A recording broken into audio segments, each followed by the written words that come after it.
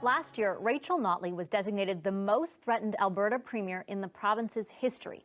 Now, CBC News has learned just how grave some of those threats actually are. According to security documents, Notley has received at least 11 death threats as premier. For more on this story, I'm joined by the CBC's Rafi Boudjikanian in Edmonton. Hi there, thanks for being with us. Take us through these threats. Well, Vashi, we got some 386 pages of documents from the Alberta Justice Ministry after filing an access to information request, including, yes, 11 death threats against Rachel Notley. She's been called a Nazi. She's had her picture defiled. In one particular case, an insurance firm contacted her office to let them know it had been flagged by a funeral home, which said it received a funeral application in Rachel Notley's name, completed and sent through the mail. In another message, Notley and the finance minister, Joe Ceci, were asked to be lined up in front of a firing squad. Wow. Do you have any idea why Premier Notley specifically is a target? We did speak to a political science professor about this, and according to her, there are a number of different factors at play. There's sexism involved. There is the prevalence of social media and how easy it's become to post threats. And then there's the particular context around Alberta's election in 2015.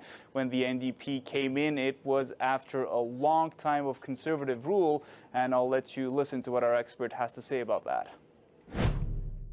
You can't keep a government in place for decades, which we are routinely doing in Alberta, and expect democracy and democratic norms to be robust and healthy. And so in this case, I see the people who are engaged in this, not only are they upset that their team is not in government, but I think they've actually withdrawn their consent to be governed by a party that they don't like. So far, Notley's been relatively quiet about these threats, and Thomas says there could be a strategic reason for that. She may not want to make too much noise about them in order to not amplify them and not discourage more women from entering politics. Vashi?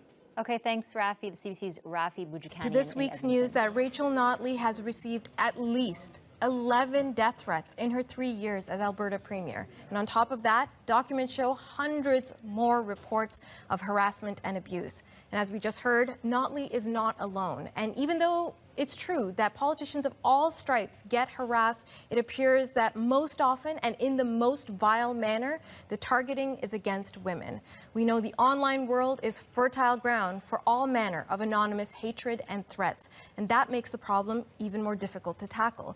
The Sunday Scrum is back with their thoughts on this. So, Vicky, I'll begin with you.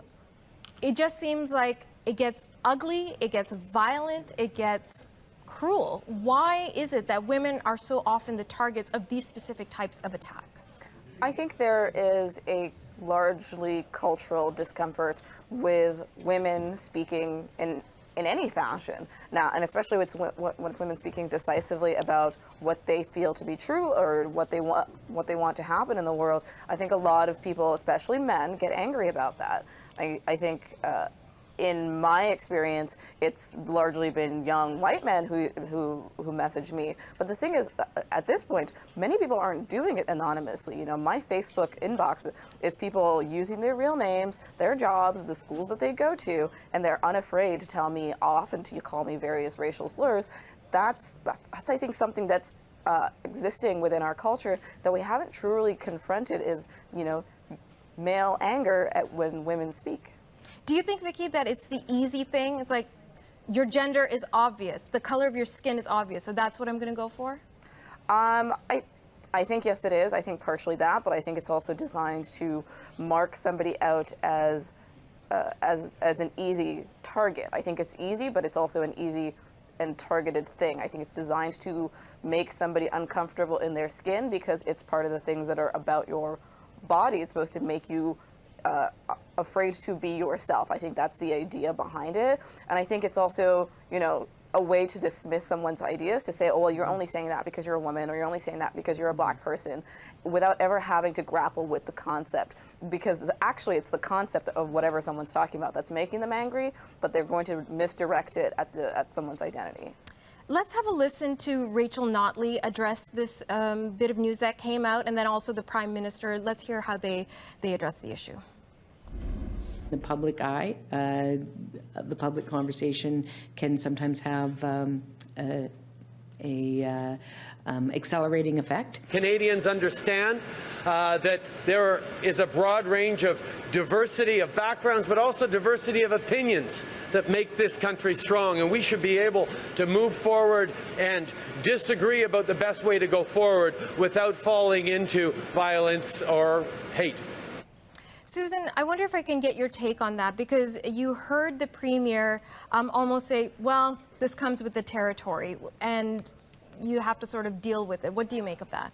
I think it's true that it does come with the territory, and it even predates Twitter and even predates the internet. I mean, when I was a young journalist back in the day, we used to get occasionally, especially women, hateful letters, often written sort of, you know, in capital letters across the page in multicolored ink. I mean, it was a trope.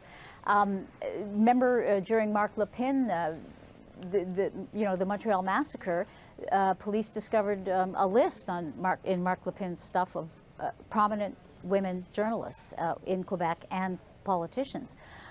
So it's always been going on.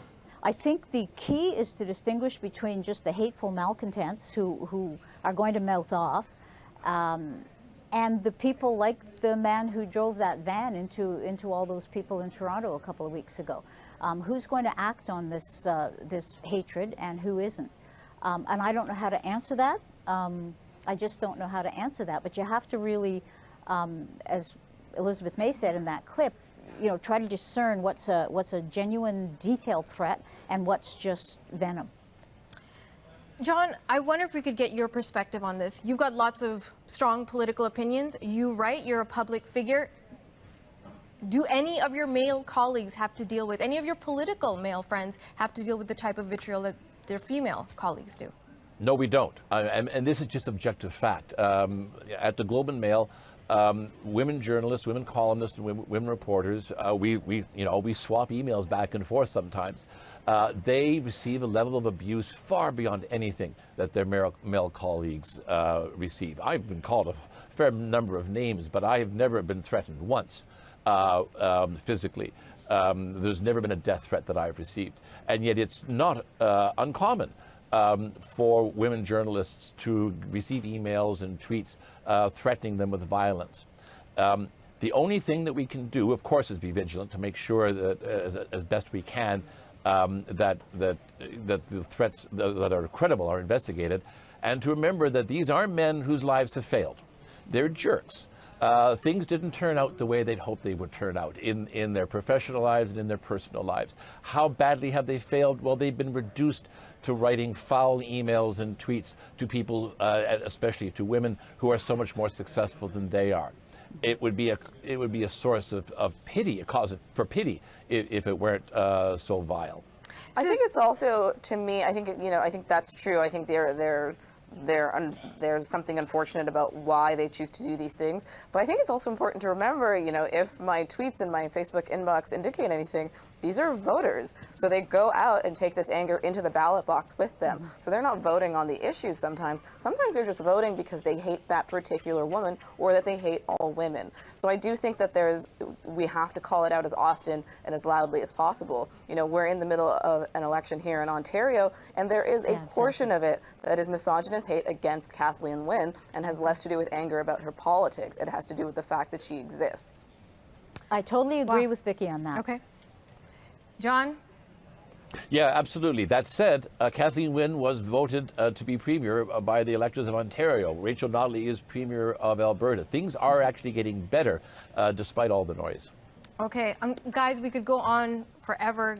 Lord knows the tweets are piling up, I'm sure. So we'll leave it there for now. That is the end of Sunday Scrum for another week. Thank you to our guests, freelance columnist Susan Riley, John Ibbitson of the Globe and Mail, and Vicky Machama, a national columnist with the Star Metro.